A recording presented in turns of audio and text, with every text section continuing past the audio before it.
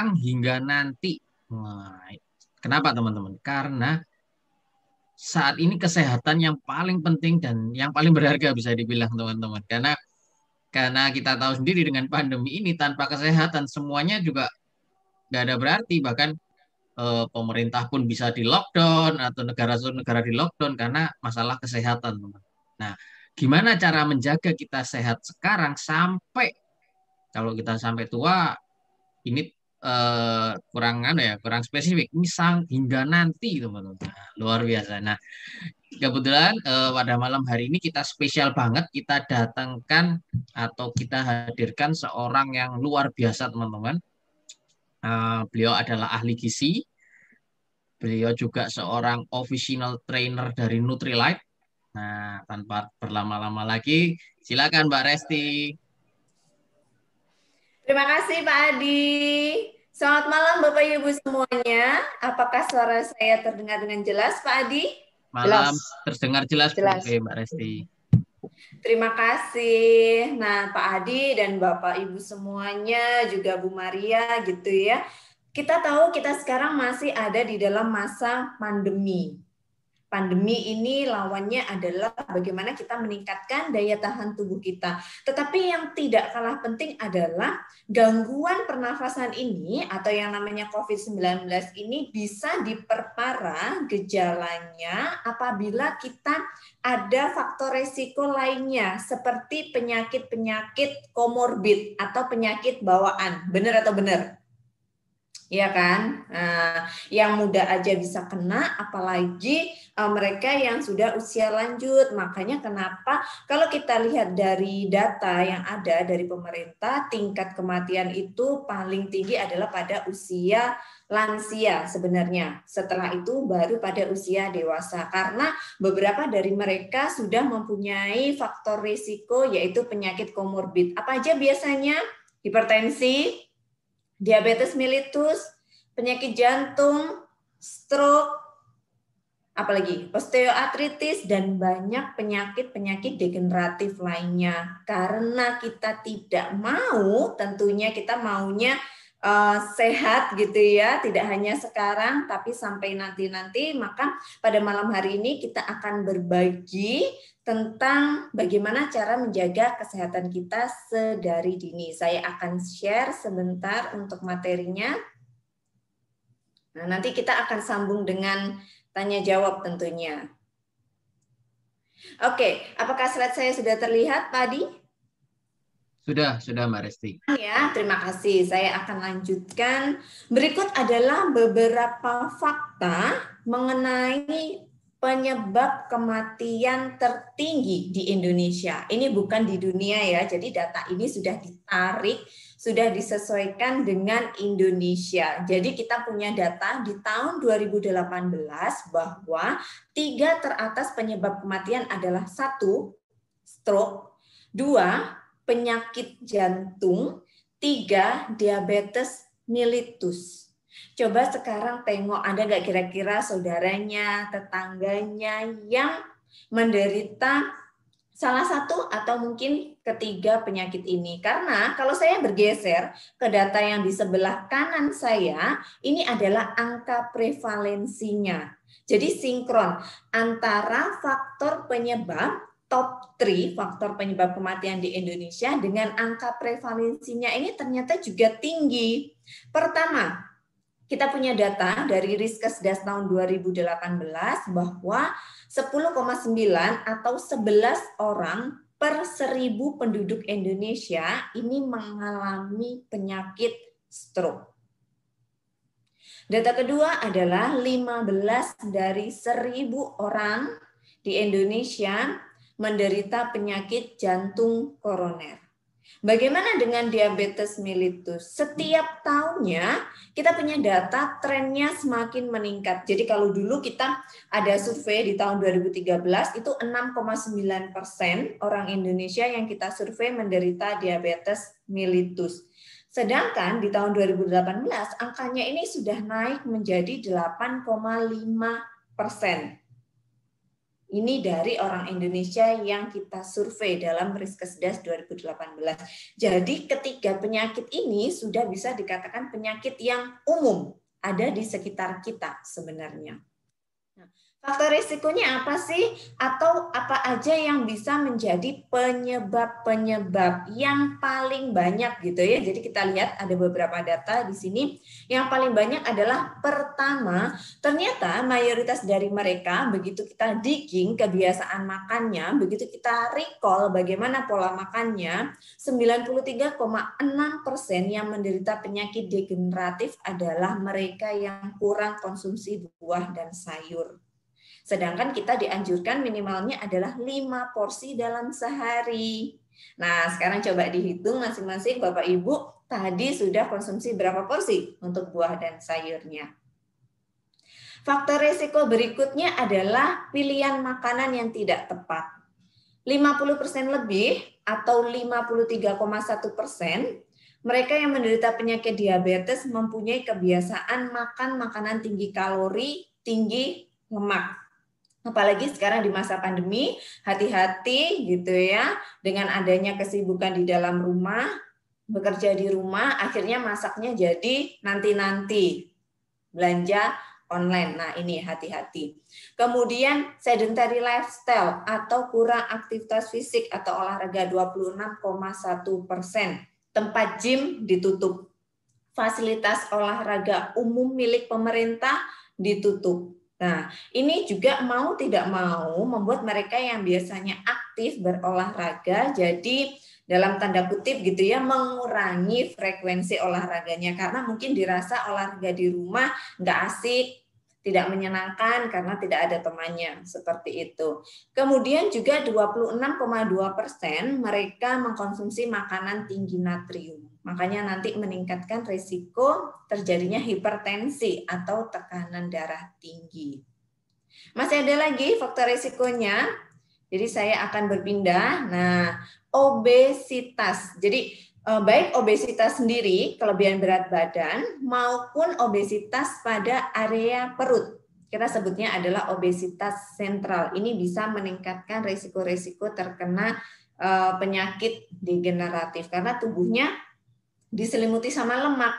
Jadi kalau tubuh terselimuti sama lemak, apalagi sudah sampai ke tingkat sel, di mana sel ini kan dia butuh makanan, dia butuh oksigen, dia butuh air, dia juga butuh darah untuk bisa hidup dengan sehat selnya. Tapi selnya tertutup dengan lemak, maka lama-kelamaan selnya akan mengalami pengecilan, selnya akan mengecil atau bahkan akan mengalami kematian sel. Kalau selnya sudah mati, jaringan lebih besar lagi, jaringan juga menjadi mati, jaringannya mati, organnya juga mengalami penurunan fungsi, organnya menurun, bisa terjadi gangguan sistem organ.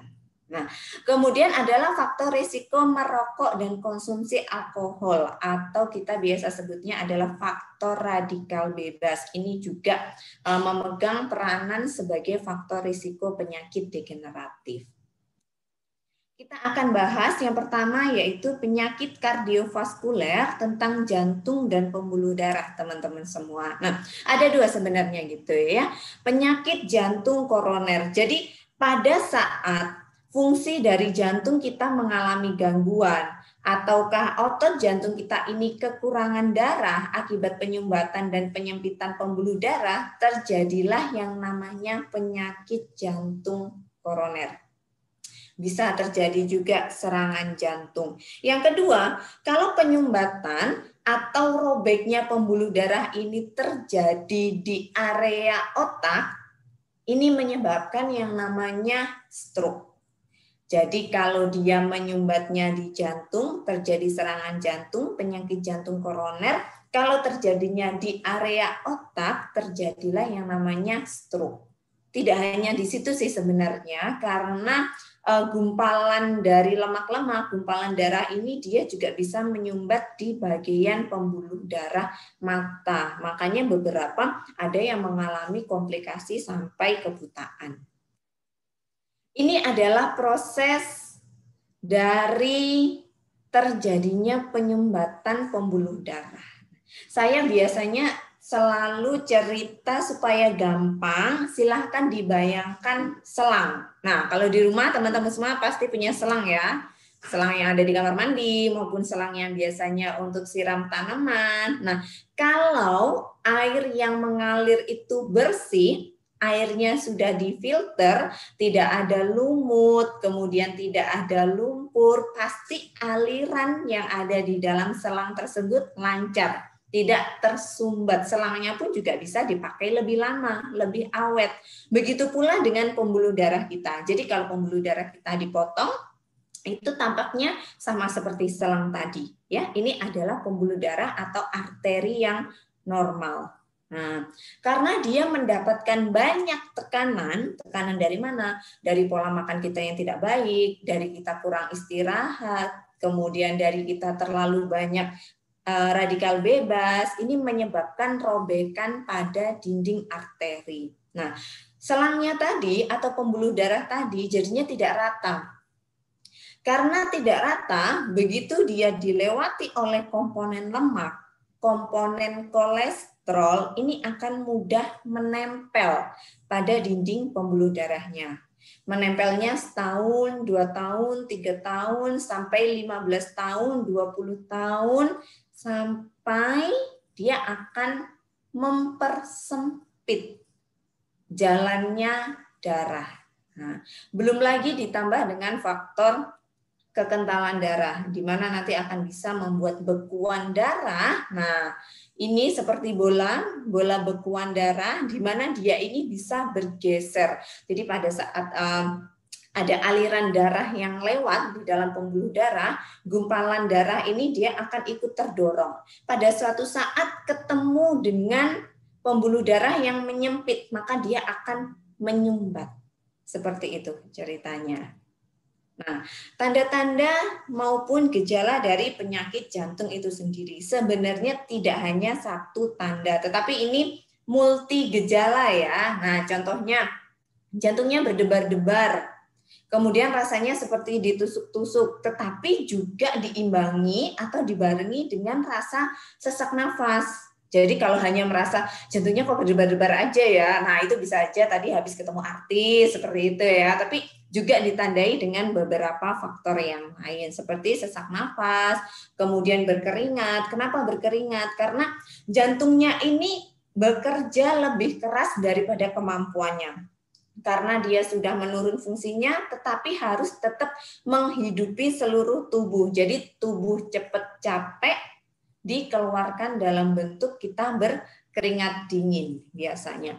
Kemudian ada rasa mual dan muntah karena penyempitan pembuluh darah ini sebenarnya tidak hanya terjadi di jantung, tetapi bisa juga menjalar pada area pencernaan sehingga proses mencerna makanan juga terganggu, menyebabkan sel-sel sarafnya juga terganggu, mengakibatkan lagi rasa mual dan muntah. Kemudian ciri khasnya lagi adalah nyeri dada di sebelah kiri. Dan juga pusing serta sakit kepala karena pastinya aliran darahnya tidak lancar. Nah, ini sekali lagi adalah kumpulan dari gejala. Berikutnya, kalau tanda dan gejala stroke. Nah, sekarang coba amati. Saya rasa 3 yang terdepan ini adalah gejala yang umum. Jadi kalau teman-teman mengenal gitu ya seseorang yang menderita penyakit stroke, pertama yang diamati adalah senyumnya atau wajahnya jadi tidak simetris. Nah, ini perlu diwaspadai. Berikutnya adalah dari gerakan separuh tubuhnya yang tiba-tiba seperti kehilangan tenaga atau lumpuh, melemah tiba-tiba. Lalu tanda berikutnya adalah dari kemampuan dia bicara. Jadi cedal, kita sebutnya seperti itu. Ataukah kemampuan bicaranya menjadi terbata-bata. Sebagian dari mereka juga mengalami rasa kebas atau kesemutan di seluruh tubuhnya. Nah, karena tadi sudah tertutup sama lemak-lemak ya, sel tubuhnya. Ataukah, nah kalau tertutupnya tadi pada bagian pembuluh darah yang mengarah ke mata, jadi stroke-nya ini ada faktor indikasi komplikasi pada gangguan penglihatan, sehingga menyebabkan penglihatan yang rabun. Kemudian sakit kepala hebat, nah ini sama juga ya, karena kurangnya pasokan oksigen yang mengalir ke otak. Nah, sedangkan untuk penyakit degeneratif berikutnya adalah diabetes mellitus. Apa sih yang terjadi sebenarnya gitu ya?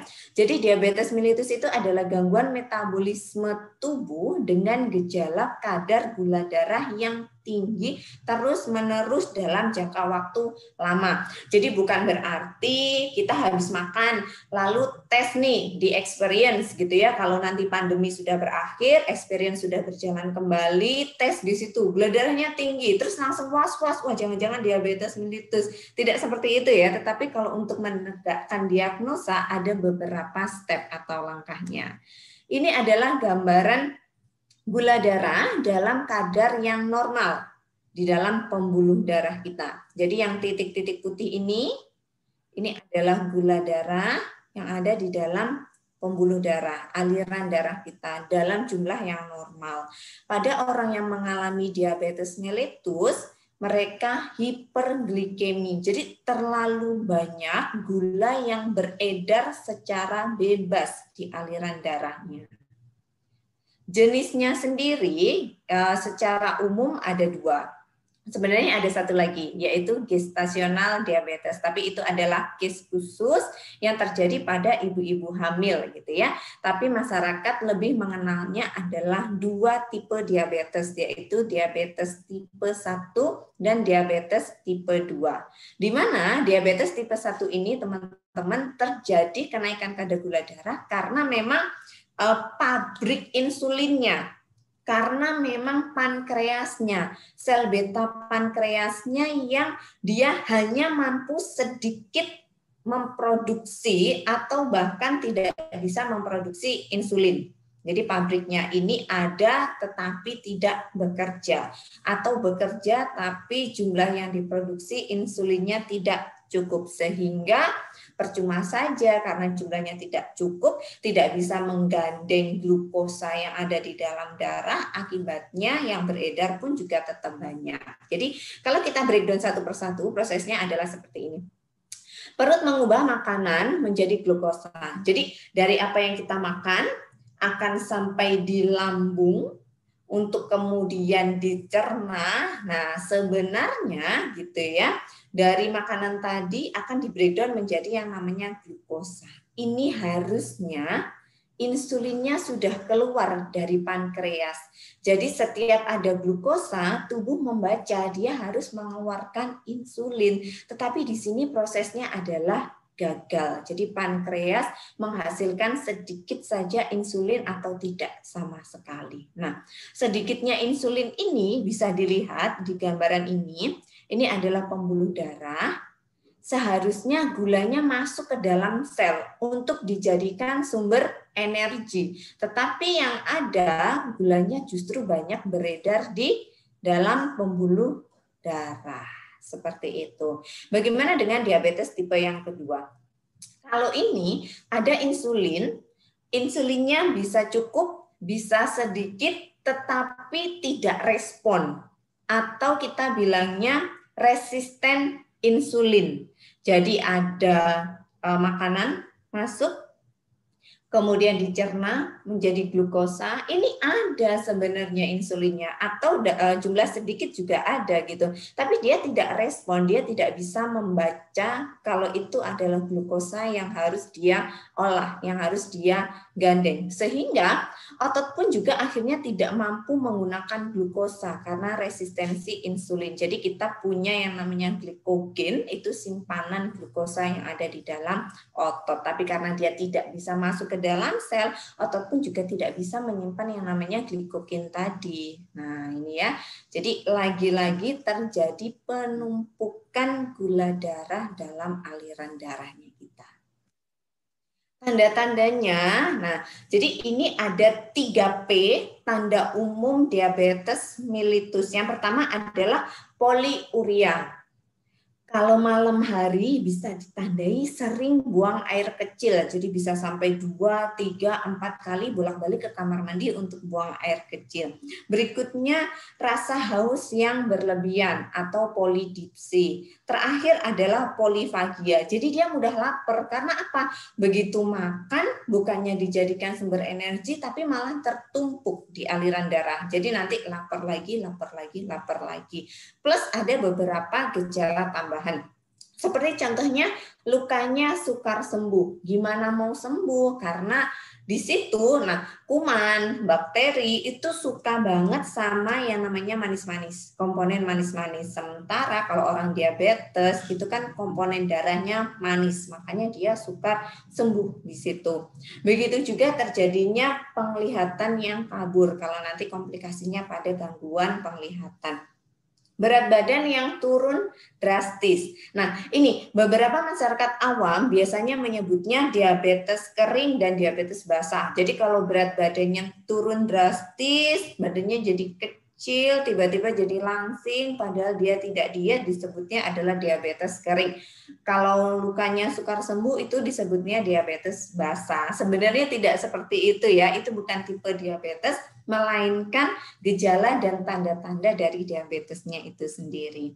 Berikutnya adalah rasa kesemutan, pasti karena saraf-sarafnya mengalami gangguan, tidak mendapatkan nutrisi, oksigen, air yang sesuai karena adanya faktor kelebihan gula darah. Terakhir adalah tanda dan gejala yaitu cepat lelah tentunya. Nah, apa yang harus dilakukan? Ini sebenarnya inline atau sesuai dengan campaign yang dilakukan sama pemerintah, teman-teman. Jadi punya slogan yang namanya cerdik, di mana masing-masingnya ini ada artinya. C, yaitu cek kesehatan secara rutin.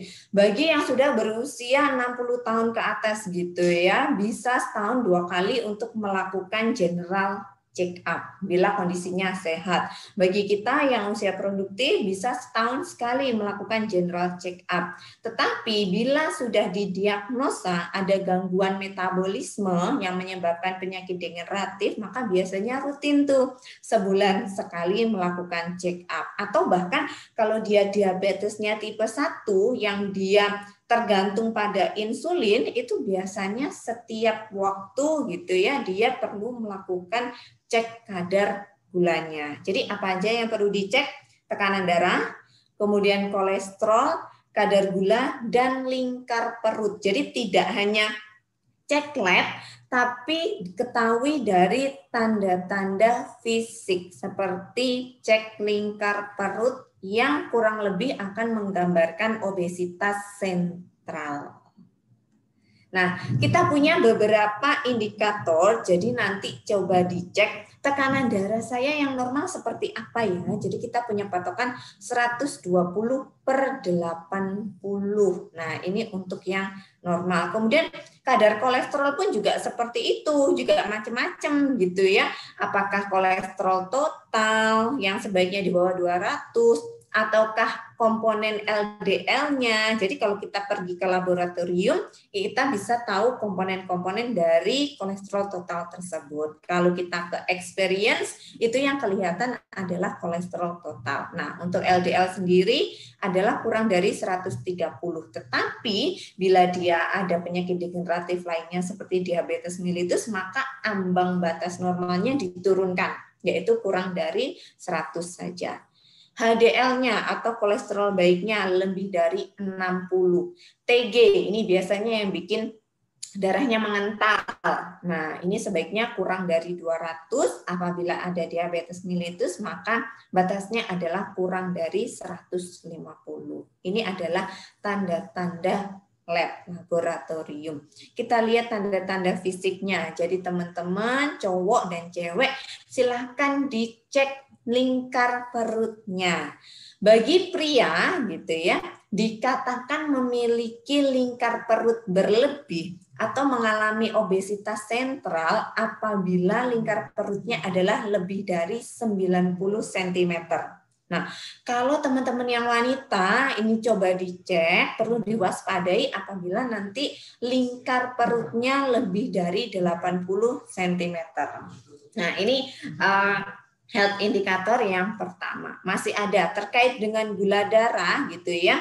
Kita familiar dengan yang namanya gula darah puasa dan gula darah setelah makan, 2 jam setelah makan ya. Kalau yang puasa kita punya kadar normal itu kurang dari 100, yang 2 jam setelah makan yaitu kurang dari 140. Ini sebenarnya mengetahui kadar gula sesaat gitu ya, yaitu sesaat pada saat puasa, sesaat pada saat kita 2 jam setelah makan. Ada satu lagi yang namanya adalah HbA1c, ini untuk membantu screening kadar gula darah kita selama 3 bulan. Nah, ini biasanya dikombinasikan ya, jadi antara HbA1c dan kadar gula darah puasa serta kadar gula darah 2 jam setelah makan. Normalnya untuk HbA1c ini adalah kurang dari 5,7%. Oke, saya lanjutkan. Tadi udah tips yang pertama, yaitu C. Tips yang kedua adalah E, enyahkan asap rokok. Jadi, sinkron ya antara tadi faktor risiko merokok dengan sarannya adalah ya udah jangan merokok. Sebenarnya tidak hanya jangan merokok, tapi enyahkan asap rokok itu. Karena gitu ya, begitu kita berhenti merokok, jadi ada suatu statement dari CDC, kalau kita berhenti merokok itu bisa mengurangi risiko kematian dini, meningkatkan kesehatan, dan meningkatkan kualitas hidup. Bahkan berhenti merokok dapat menambah harapan hidup sebanyak 10 tahun. Nah, siapa yang nggak mau long last dan terlihat awet muda ya? Karena kan di dalam asap rokok maupun rokoknya sendiri ini banyak mengandung zat-zat kimia dan radikal bebas yang nanti bisa menjadi musuh bagi sel-sel tubuhnya kita. Tips berikutnya adalah R, yaitu rajin aktivitas fisik. Anjurannya adalah 3-5 kali dalam seminggu dengan durasi 30-60 menit, intensitas sedang, gitu ya. Pada masa pandemi ini, WHO tidak menyarankan kita olahraga intensitas berat tanpa adanya pengawasan dari trainer maupun tenaga ahli. Karena apa? Pada saat kita berolahraga dengan intensitas berat, tubuh kita overuse, maka akan ada yang namanya open window. Setelah kita olahraga berat, open window ini pada saat daya tahan tubuh kita sebenarnya lagi terancam, lagi turun. Nah, itulah sebabnya kita tidak disarankan olahraga dengan intensitas yang berat tanpa pengawasan. Manfaat dari olahraga ini sendiri banyak teman-teman. Melancarkan peredaran darah pasti, menjaga metabolisme tubuh ya. Jadi kalau ada yang tanya ke saya, kenapa ya Mbak Resti setelah makan saya ngantuk atau tubuh saya bangun tidur tuh bukannya seger tapi malah lemes. Nah, ini coba dicek metabolisme tubuhnya dan olahraganya seperti apa. Jadi kalau kurang gerak bisa jadi kan metabolisme tubuhnya juga terganggu. Kemudian pada saat kita berolahraga ini sebenarnya memberikan rasa bahagia. Nah, karena ada hormon-hormon happy yang kita keluarkan pada saat setelah kita berolahraga. Kemudian tips yang keempat D adalah diet yang seimbang. Sekarang yuk teman-teman kita amati, ini ada contoh isi piringku. Jadi piring makan kita yang dianjurkan itu sebenarnya 50% atau separuhnya adalah buah dan sayuran, di mana dia mengandung mikronutrisi, vitamin, mineral, kemudian fitonutrisi, antioksidan, dan serat. Seperempatnya lagi adalah lauk pauk yang mengandung protein dan lemak baik. Ini kita sebutnya juga makronutrisi. Berikutnya seperempatnya adalah makanan pokok yang mengandung karbohidrat berupa makronutrisi juga sebagai sumber energi. Jadi jangan kebalik. Kita kan biasanya kalau ambil makan gitu ya, udah pegang piring, yang pertama diisi adalah makanan pokok. Jadi udah penuh dengan nasi, baru nanti di pinggir-pinggirnya dikasih lauk, dikasih sayur, makan buah, itu pun kalau ada. Jadi sekarang dibalik. Yang pertama diisi adalah porsi sayur dan buahnya dulu. Kemudian porsi protein, dan ditutup dengan porsi karbohidrat. Air putihnya juga jangan lupa minimalnya adalah 8 gelas, atau kalau mau dipersonalisasi, disesuaikan dengan masing-masing orang, bisa aja dihitung pakai rumus 30 dikalikan 33 mg dikali berat badannya kita. Itu adalah kebutuhan cairan kita dalam sehari. Tentunya bisa ditambah pada saat kita ada aktivitas olahraga. Bisa ditambah kalau kita cuacanya sedang panas, seperti itu. Dan sebenarnya pada puncak piramida, jadi kita ada yang namanya piramida makanan, itu panduan untuk pola makan seimbang, pola makan sehat sehari-hari, dalam sehari.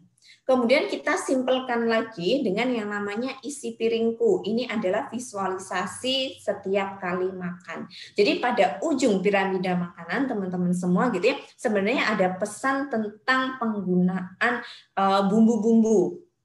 Jadi kita bisa masihan konsumsi gula, tetapi jumlahnya adalah 4 sendok makan saja dalam sehari, atau 50 gram dalam sehari. Nah, ini tanpa kita sadari, banyak dari kita yang mengkonsumsi lebih gitu ya. Di minumannya mengandung gula, di makanannya juga mengandung gula, kemudian snackingnya nanti juga ada gulanya.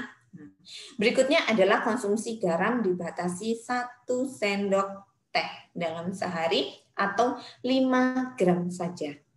Bagaimana dengan lemak? Nah, ini faktanya adalah 22% orang Indonesia ini konsumsi lemak lebih tinggi daripada anjurannya, daripada idealnya. Jadi konsumsi 22% lebih tinggi daripada idealnya. Idealnya berapa? Idealnya adalah lemak itu dikonsumsi 5 sendok makan atau 67 gram per orang per harinya. Jadi kalau makanannya digoreng dengan minyak yang banyak, nah ini sudah dipastikan nanti beresiko mengalami kelebihan asupan lemak. Saya lanjutkan pada tips berikutnya, yaitu I, istirahat yang cukup. Istirahat cukup ini saya kerucutkan lagi pada tidur malam selama 7-9 jam dengan continue ya.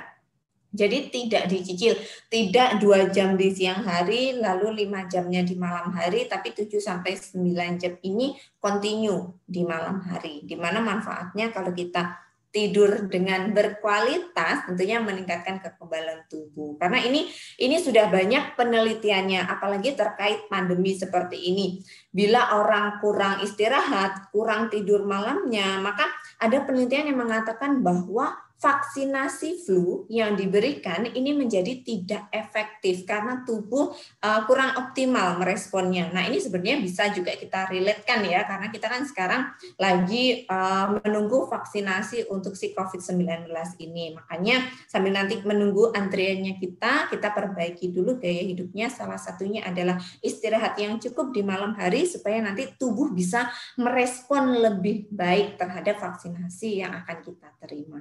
Kemudian tidur ini juga memperbaiki mood. Kalau ini saya pribadi sangat merasakan. Jadi kalau kurang tidur itu pikirannya jadi gampang bete sih gitu ya. Jadi ini benar banget kalau tidur ini memperbaiki mood. Kemudian mengendalikan nafsu makan tentu. Apalagi yang dilakukan orang begadang kalau tidak nyamil, kalau tidak mengunyah makanan seperti itu. Nah, yang terakhir dari cerdik adalah K, kelola stres. Jadi harapannya kita be happy, kemudian memiliki pikiran yang positif, dan tentunya harapannya nanti bisa menjadi sehat. Pada saat kita mampu mengelola stres, ini terjadi keseimbangan hormon tubuh, melancarkan peredaran darah, dan kita bisa merasakan kesehatan secara menyeluruh, atau kita sebutnya adalah kesehatan yang holistik seperti itu. Nah, sebenarnya tidak berhenti sampai di situ, tetapi kita optimalkan dengan mengkonsumsi suplemen karena sudah banyak penelitian, sudah banyak survei, data-data yang menyatakan bahwa pola makan masyarakat Indonesia ini harus dibenahi dahulu. Mulai dari yang basic dulu deh, gitu ya. Bagi mereka yang ternyata masih kurang nih konsumsi protein, apalagi protein nabati gitu ya. Kita bisa sarankan yaitu high protein powder, di mana dia mengandung 9 asam amino esensial yang tubuh tidak bisa produksi. Jadi harus dikonsumsi dari makanan atau sumber luar tubuh. Apa sih keunggulannya dari high protein ini? Dia bebas bahan-bahan genetika, jadi kedelainya juga kedelai murni, organik, kacang polongnya organik, gandumnya juga organik, mempunyai PDCAAS atau daya cerna adalah 1, sehingga kita bisa mengukur asupan protein kita lebih tepat. Berikutnya, kita punya salmon omega 3 kompleks. Nah, berapa banyak teman-teman mengkonsumsi ikan dalam sehari, dalam seminggu, dalam sebulan? Utamanya adalah ikan perairan laut dalam, seperti tuna, salmon, sarden, makarel. Nah, sementara WHO sendiri udah gencar sekali nih menyatakan untuk kita mengkonsumsi bervariasi ikan untuk mendapatkan omega 3. Bila kesulitan, kita tambahkan aja salmon omega 3 kompleks ini. Total dia mengandung 300 mg omega 3. Kalau kita pecah, 180-nya adalah EPA yang mempunyai manfaat tadi, salah satunya adalah anti radang dan juga membantu mengencerkan darah supaya TG atau trigliseridnya tidak tinggi. Kemudian 120 mg-nya lagi adalah si DHA untuk menjaga kesehatan saraf, menjaga kesehatan otak. Jadi relate banget pada kesehatan jantung dan otak. Berikutnya kita punya fondasi yaitu double X yang mengandung banyak di sini. Ada 12 vitamin, 10 mineral, dan 22 konsentrat tanaman. Sekarang siapa yang sehari-hari nggak pegang handphone? Pasti nggak ada, padahal di situ ada radikal bebasnya. Siapa yang sehari-hari tidak terkena sinar matahari? Padahal di situ juga ada radikal bebasnya. Sehingga tubuh atau sel kita membutuhkan yang namanya pasokan antioksidan, bisa didapatkan dari produk double X. Saya akan kerucutkan pada masing-masing penyakit degeneratif tadi. Jadi kalau untuk mencegah penyakit kardiovaskuler, selain fondasional trio, kita bisa sarankan liver health dan garlic. Nah, kenapa liver health? Salah satu faktor risiko dari penyakit degeneratif tadi, utamanya kardiovaskuler, kan makanan yang tinggi kalori, tinggi lemak, juga pasti mengandung tinggi kolesterol. Nah, 25% kolesterol itu kita dapatkan dari makanan, tetapi yang paling banyak adalah sebenarnya diproduksi sama organ yang namanya liver atau hati. Jadi kalau hati atau pabriknya tidak sehat, padahal kita udah diet seimbang, diet seperti apa, makan semua dikukus, maka kadar kolesterol darah pun juga tidak akan turun banyak, tidak akan turun signifikan. Jadi pabriknya juga perlu disehatkan. Nah, liver health ini terbuat dari yang namanya ekstrak miltisel, di mana dia mengandung bahan silimarin. Ini bagus banget untuk antioksidan, untuk membantu regenerasi sel hati, dan anti radang. Sementara dandelionnya membantu memperbaiki kadar kolesterol normal. Tidak hanya itu, masih ada turmeric. Beberapa saat lalu sempat booming ya turmeric ini untuk daya tahan tubuh. Nah, ternyata selain itu turmeric juga bisa membantu proses detoksifikasi. Produk ini dianjurkan untuk usia 12 tahun ke atas dengan anjuran 2 tablet setelah makan.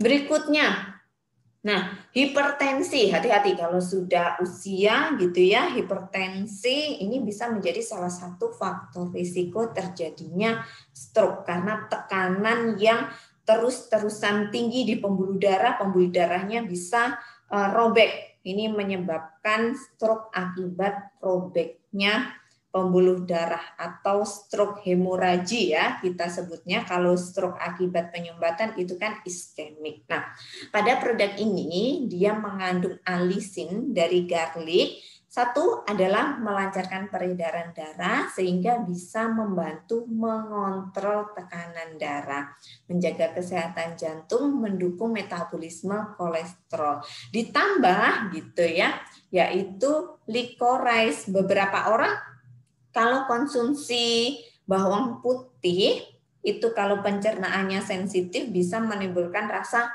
panas. Apalagi bawang putih kan kita tahu baunya kurang begitu sedap ya. Nah, sehingga ini dikombinasikan dengan licorice untuk dia bisa menekan baunya tadi dan sebagai dalam tanda kutip mendinginkan lambung. Apa sih manfaatnya gitu ya?